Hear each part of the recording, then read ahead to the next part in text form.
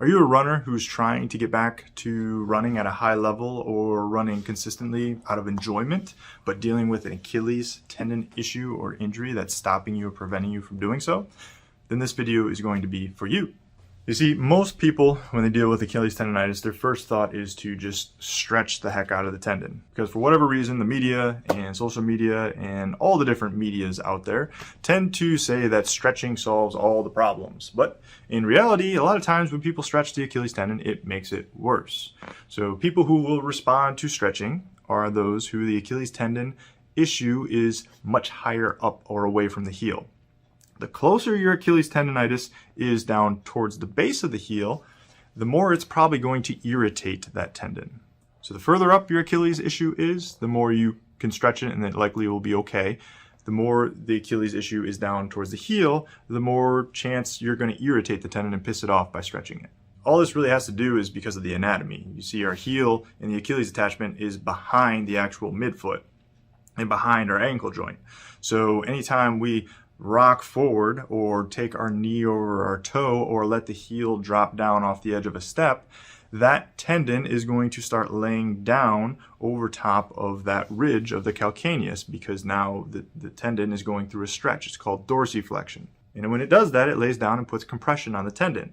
So if, again, you're dealing with tendon sensitivity, that compression is going to be irritable. Again, down at the base of the heel, that's where that compression occurs. That's why if you're dealing with Achilles tendonitis and it's down at the base, you really do not want to be stretching it. So if your tendon is already sensitive, that's why it's an issue. It doesn't mean that you can't ever stretch your Achilles tendon later on. It just means while you're dealing with pain at the base of the heel, it's probably not the best thing to do at the moment in time because it's already sensitive and it's just going to make it more sensitive. It's like picking at the scab. It's just not a solution to your issue. The solution to the issue is building more capacity in the tendon. To build more capacity in the tendon, you need to do two things. One is develop tolerance to tension. So tolerance to that muscle elongating, so eventually you can tolerate that dorsiflex position. But again, you might have to strength train on flat ground to start. You might not tolerate strengthening through at stretch position. You might have to gradually expose somebody to the stretch over time. So the progress for somebody who is dealing with Achilles tendon pain down at the base is much more, let's increase weight on flat ground, increase resistance, increase reps on flat ground, and then once they develop a capability and reduce sensitivity to the tendon, then we start lowering them deeper and deeper into that stretch position. Someone who isn't dealing with Achilles tendon issues at the base of the tendon, maybe it's more in the middle of that Achilles tendon or high up in the Achilles tendon, you can probably start strengthening through a full range of motion right away, and you would progress the range of motion first, and then the strengthening secondary to that, or the progressive load and reps that you would do. So again, depending on where that issue is, you're going to have two different goals at the starting point. Now, final stages of the Achilles tendon issue to get back into running is going to be impact training. Some people will call it plyometrics, but I want to make an important distinction between just hopping and what impact training actually is. Because most people that you find when you talk about a return to run plan are just going to tell you to gradually expose yourself back to more and more mileage of running. And they might introduce things such as jumping rope, line hopping, and different things of that nature to get the Achilles tendon back to its elastic nature. The problem with that is, again, people piss their tendon off by starting that stuff too quickly or not having the proper intent about how that should be introduced to somebody. So again, as we mentioned before, if you're dealing with Achilles tendon issues at the base of the tendon, that stretch position is going to be the most uncomfortable for you. So why would it make sense to allow for a long ground contact time where your heel bounces up and down through a large stretched range of motion when someone is sensitive to that dorsiflexed position?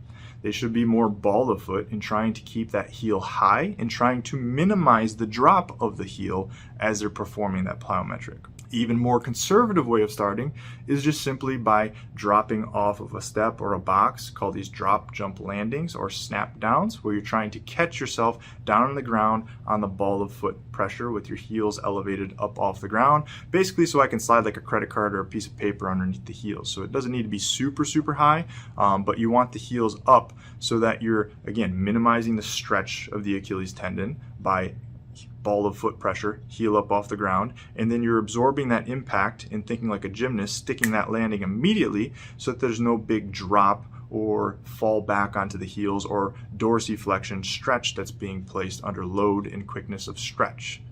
That is where people run into problems. So starting with these drop, jump landings or snap downs where you catch yourself on the ball of the foot, minimize the drop of the heel, and absorb that impact very, very quickly like a bouncy ball hitting the ground, not a beach ball where it's very crisp hitting the ground. That's the type of impact training that you want to be training in the Achilles tendon, because that's how it's going to work when we're discussing running. Everybody talks about when they're running trying to increase your cadence. Well, increasing your cadence quickens the ground contact time. Quickening the ground contact time means less and less dorsiflexion, less and less stretch, more of a bouncy ball where it's crisp hitting off the ground very quickly, as opposed to a beach ball where it's slow and trudgy off the ground and getting more stretch to the object.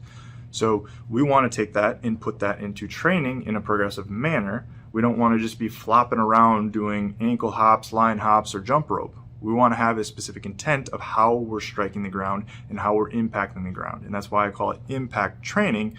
And you need to have a progressive loading mechanism of that training, which helps the Achilles tendon deal with more and more impact. Dealing with impact is ultimately what you have to do if you're trying to get back into running frequently, running for long durations, or running fast. All right, so if you found this video helpful, be sure to like, subscribe, comment down below in the sections.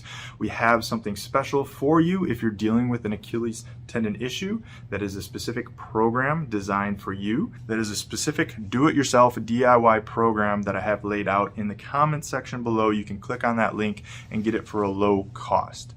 I treat Achilles tendon issues in runners and active people all the time. And these are the common exercises and the common progressions that I go through while I treat them. So you can get access to that by clicking the link in the comments below. With that comes our coaching program where you could get access to me to ask questions as you progress through that program as well too. So you're getting two things when you sign up for that. You're signing up for not only the program, but you're signing up for an online coaching app with me as well too. Now honestly, this DIY program probably solves about 85% of the issues. I'm just throwing out a random number there, but I constantly find myself using the same progression over and over again with all the people who come into my clinic. So I'm quite certain that you can get results from that. If you don't get results, or there's something more unique about your situation, we can always upgrade that to a individual one-on-one session where we have a little bit more personalized approach. Or if you're dealing with technique issues, we can troubleshoot any technique problems. If you're having pain with an exercise or pain with a movement, we can troubleshoot the exercise and the technique of the exercise, as well as develop a more specific plan for you. If it's something where you want a personalized one-on-one program and the ability to online consult back and forth, then you can email me, greg@sportsrehabexpert.com, and we could talk about those options for you as well. So check out that DIY program in the comment section and the description below, as well as if you need more of a personalized approach, email me, greg@sportsrehabexpert.com.